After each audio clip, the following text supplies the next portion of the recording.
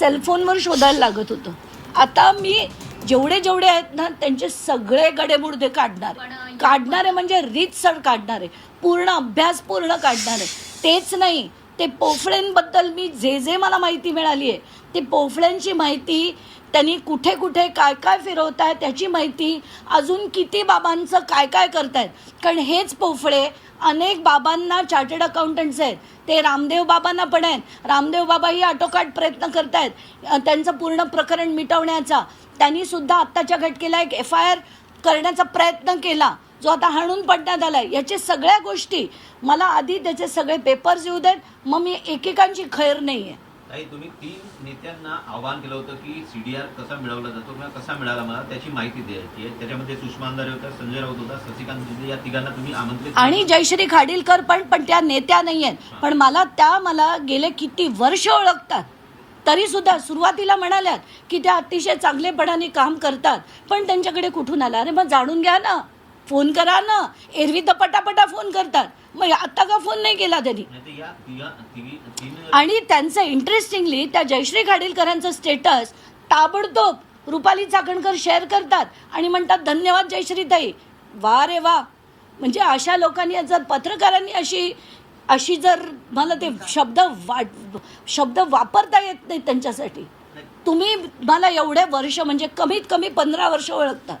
जर तुम्हाला वाटत असेल की मी चांगलं काम करते, जयश्रीताईंनी मला फोन का नाही केला की तुला अंजली हा CDR कुठून मिळाला, का तू मिळवलास, का तुला मुख्यमंत्र्यांनी दिलं, का अमुक झालं का तमुक झालं, तो ऑथेंटिक आहे की नाही, हे सगळं तुम्हाला मला विचारता येत नव्हतं?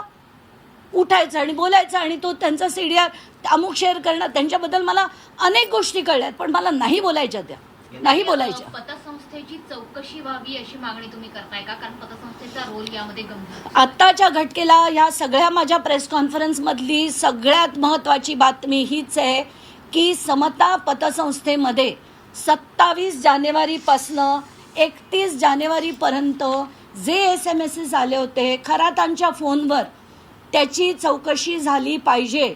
कारण 27 तारखेला 17, 28ला 19, 29ला 10, 30ला 8 आणि 31ला 8 हे जे सगळे SMS आले आहेत ते व्यवहार काय झाले. कारण ते एक्झॅक्टली अजित पवार ज्या दिवशी गेले त्याच दिवशी आणि त्याचे आदले दिवस काही आणि नंतरचे दिवस काही, याच्यात असंख्य जे मेसेजेस आले आहेत त्याची चौकशी झाली पाहिजे. कारण इतके जे दिवसाला आलेले मेसेजेस आहेत ते याच्या आधी महिने आले नव्हते. मग याच्यात काय व्यवहार झाला, किती पैशाची देवाणघेवाण झाली, का झाली, या सगळ्या गोष्टीचा खुलासा झाला पाहिजे. या मेसेजचा कंटेंट आपल्याला कळू शकलाय का, किंवा केवळ हे बँकिंग स्टेटमेंटचे मेसेज असेल तर किती रुपयांचं नाही, त्याच्यात आपल्याकडे CDR मध्ये फक्त जी माहिती मला मिळाली आहे त्याच्यात फक्त आणि फक्त तो मेसेज कितीला आला त्याचं टाईम कळतं आणि त्याचा कोड कळतं, बाकीचं काही कळत नाही. तर त्याच्यात जे समताचं जे आलेलं आहे हा मी तुम्हाला दाखवते, हे घ्या. आणि त्याच्यात या संदर्भात काही मी हे ॲक्च्युली जाऊन डिजिटकडे मी त्यांना काल कळवलं होतं की माझ्याकडे फार काही महत्त्वाची माहिती आहे जी मला तुम्हाला येऊन द्यायची आहे. ही पण आहे आणि अजून एक पण आहे, ती पण मी त्यांना जाऊन देणार आहे, पण त्याची आत्ताच्या घटकेला वाच्यता करणार नाही. तुम्ही सुरुवातीला म्हणालात की या पतसंस्थेची ऑलरेडी चौकशी सुरू आहे, ती कुठल्या संदर्भाने सुरू आहे, कुठली ही पतसंस्था आहे? आत्ताच्या घटकेला कालच्या सगळ्या माध्यमांच्या बातम्यांमध्ये होतं की या समता पतसंस्थेची चौकशी चालू आहे. त्यामुळे आत्ताच्या घटकेला त्यांनी काय काय शोध लावलेत ती मला कल्पना नाही आहे. पण याच्यावरनं जे इतके असंख्य मेसेजेस जानेवारीच्या 27 ते 31 आहेत याची नक्कीच फोकस करून, कारण त्यांच्याकडे सध्या खूप विषय आहेत, त्यांना SITला अनेक अँगल्स तपासायचे आहेत. त्यामुळे समतेचा काय एक्झॅक्टली उलाढाल झाली याच काळात हे मला त्यांना निदर्शनास आणून द्यायचं होतं. सगळ्यात महत्त्वाचं असं म्हणजे तुमच्या विरोधकांनी जी टीकेची झोड तुमच्यावर उठवली आहे त्या व्यतिरिक्त की हा CDR जर एखाद्या वैयक्तिक व्यक्तीकडून, प्रायव्हेट व्यक्तीकडून जर तुमच्यापर्यंत येऊ शकतो, तर हे सरकारचं फेल्युअर आहे का, हे तपास यंत्रणांचं फेल्युअर आहे का, की अशा प्रकारचा सीडीआर हा लीक कसा होतो, तो सुद्धा इतक्या गंभीर घटनेचा Exactly. सोबतच मेसेज सुद्धा लीक होतो.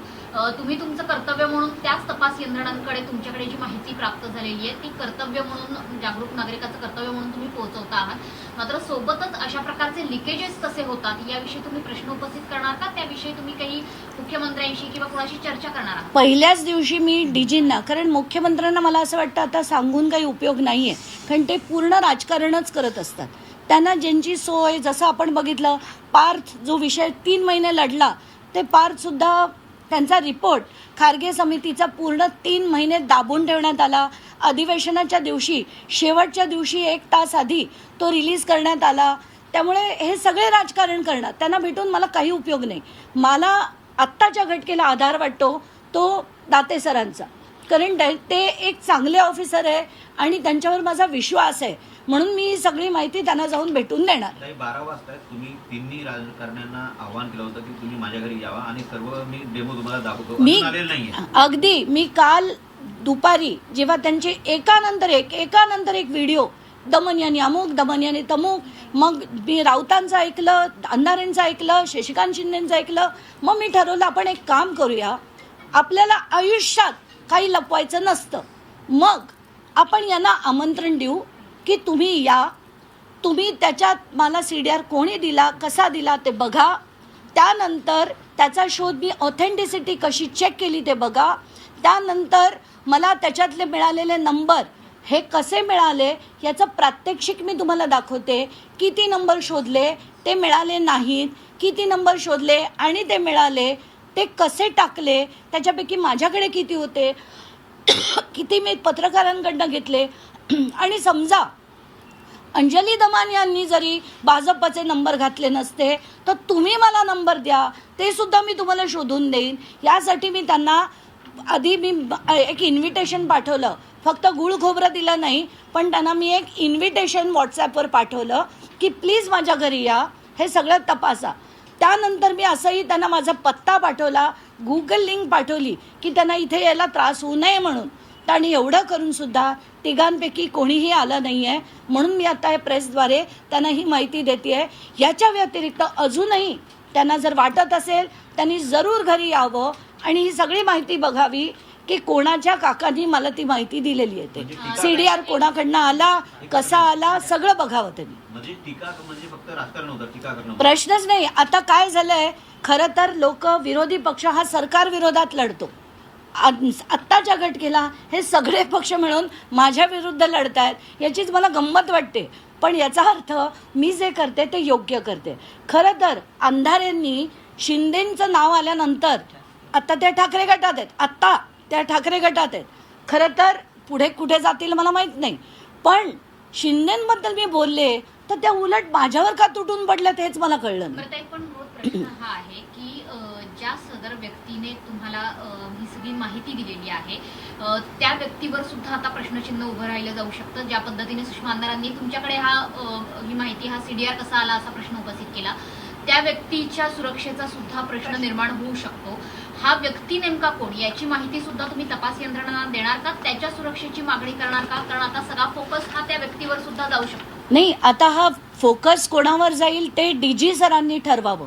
त्यांची चौकशी करावी, नाही करावी, जे करायचं तर त्यांनी करायचं आहे. कारण माझ्याकडे असलेली माहिती मी तात्काळ ज्या रात्री बघितली, सकाळी 7:47 मी त्यांना पाठवली. त्यानंतर तिघांनाही म्हणजे सीएमना, डीजींना आणि तेजस्वी सातपुते मॅमना 1-1 मिनिटाच्या अंतरावर पाठवली होती आणि त्याचं सगळं प्रूफ माझ्याकडे आहे. त्यामुळे माझं इंटेन्शन एवढंच होतं की ही माहिती जी मला न मागता माझ्यापर्यंत पाठवली गेली आहे, आता ती कोणी पाठवली ह्याचंही इन्व्हेस्टिगेशन व्हावं, का पाठवली त्याचंही इन्व्हेस्टिगेशन व्हावं. पण माझ्याकडे आलेली माहिती, मी स्ट्रेट फॉरवर्ड व्यक्ती आहे आणि ती स्ट्रेट फॉरवर्ड मी जनतेपुढे ठेवली. That's it. त्या व्यक्तीच्या सुरक्षेची मागणी तुम्ही कराल का? कारण ज्या पद्धतीने ही माहिती आली आहे त्याची तपासणी सुद्धा, क्रॉस चेकिंग सुद्धा तुम्ही केलंय. तुमचं म्हणणं आहे की ती माहिती, सुरक्षेची मागणी मी करण्यापेक्षा पोलिसांनी ती प्रोव्हाइड केली पाहिजे. कारण अशा ज्या गोष्टी बाहेर येत आहेत त्यांना सुरक्षा द्यायची, नाही द्यायची, किती द्यायची, हे सगळं ते ठरवतील. मी त्याच्यात मागणी असं काय करणार? कारण कुठेतरी मला, इनफॅक्ट मी हे डीजींना लिहिलं पण होतं की ही माझ्याकडे माहिती आली आहे, मला काही कळत नाही का की CDR मिळवणं चुकीचं आहे, पण माझ्याकडे कोणीतरी पाठवल्यानंतर मी काय तो कधी मागितला नव्हता की मला काढायचं आहे, तुम्ही माझ्यासाठी काढू शकाल का, मी पैसे देते, काढाल का, हे काय तर आताच्या घटनेला जी आली आहे त्याला प्रोटेक्शन द्यावं न द्यावं हे पोलिसांनी ठरवलं त्या पाहिजे. व्यक्तीची अशी इच्छा आहे का की त्याचं नाव उघड होऊ नये हो. म्हणून त्याने तुमच्याकडे हो, हो. ही सगळी माहिती पाठवली आणि तुम्ही ते नाव घोषित करू इच्छित नाहीयेत किंवा आहात? नाही, कधीच आपण आपला सोर्स कधीच सांगत नाही आणि तुम्ही सांगणार नाही. मला जो यंत्रणेंना द्यायचा आहे तो मी देणार आहे. एकच ऍडिशन तुम्ही सांगितले त्यापेक्षा जास्त मेसेज हो ना. अच्छा, ते मला त्याच्यात समरी टाकून काढता येईल. 27 आहे, म्हणजे 27 तारखेला 23 आहे, 28ला 22 आहे आणि 29 जानेवारीला त्याचं पण 5. मी समरी काढून पाठवते मग ग्रुपवर. चला, धन्यवाद.